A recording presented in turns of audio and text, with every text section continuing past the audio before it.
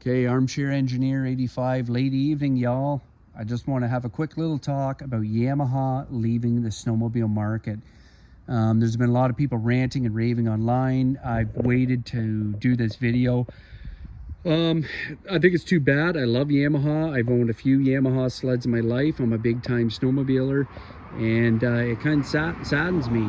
And a lot of people have had their speculation. Some people say that you know, it is for a fact, the market share for Yamaha is just too low compared to Skidoo. Skidoo owns about, I don't know, 56 to 60%, and then Polaris has another big chunk, and then the left is, what's left is for Arctic Cat and Yamaha. So a lot of people are saying that snowmobiling is getting out of hand, the price of it. Well, I'll tell you right now, it's been that for many decades, probably since about the 90s, and then it's just multiplied since.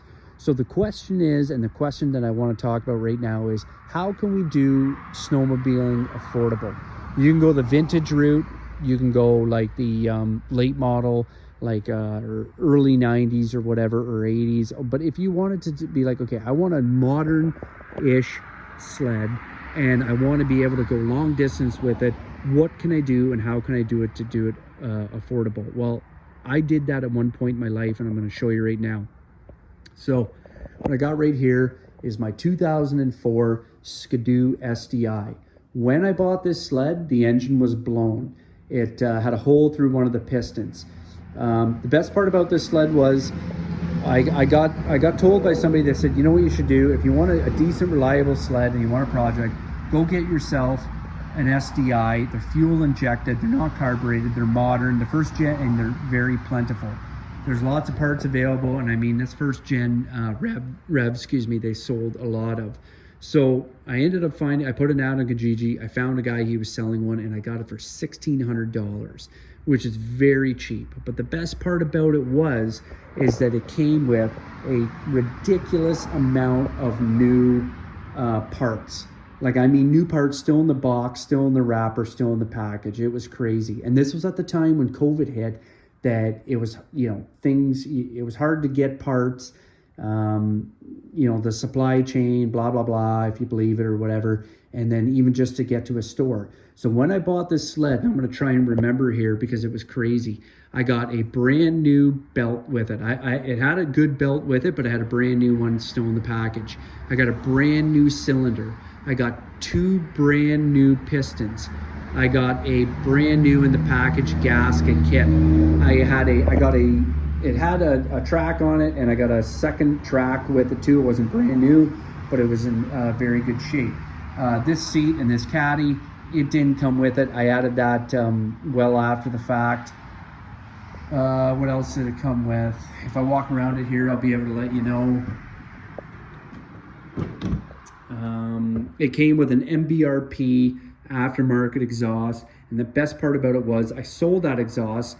I love the sound of it, but I didn't want to attract the police, and they're always out on the end of the trails looking to ticket you. So I sold it for $250, and then I found a guy in Kijiji, and I wanted to buy this off him, and he ended up giving it to me for free, which was insane. I did have to buy a new battery, which wasn't too bad. It was about $140. What else did it come with?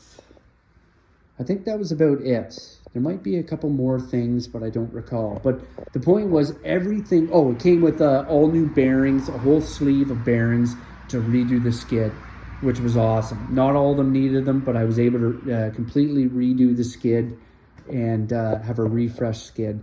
So, but the point was I bought this for $1,600, and even if I didn't get those new parts with it, I thought to myself, at the end of the day, if this goes sideways and I can't get it to run, I'm not losing any money. I can turn around and sell this.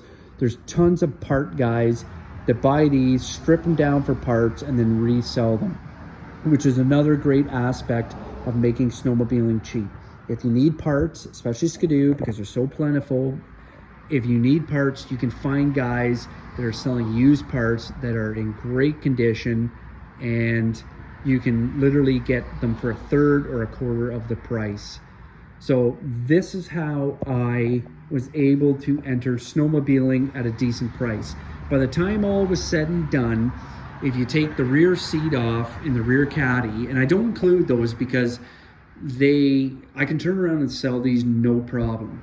There's still tons of first generation revs on the trails, and these aren't made anymore. This isn't made and this isn't made, and it's no problem reselling them. Even if you lose a little bit, you're going to gain back about 80% or more. But I was able to $1,600.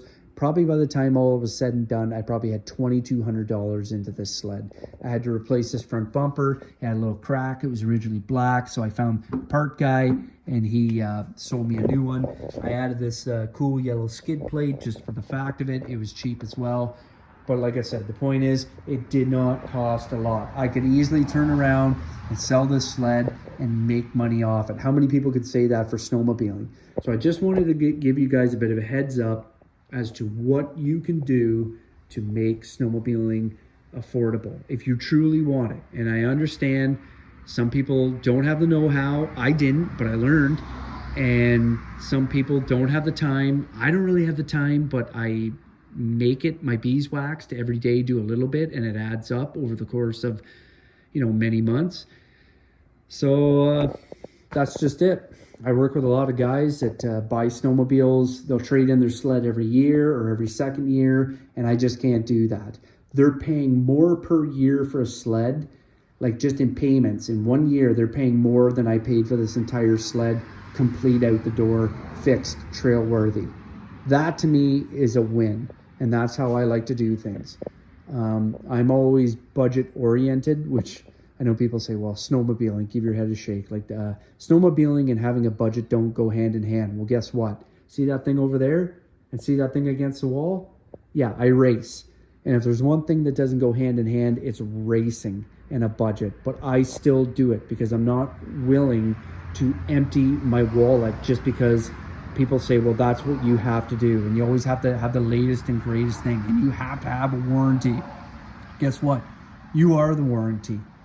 Okay, I digress. Beautiful evening. I just wanted to share it with you guys.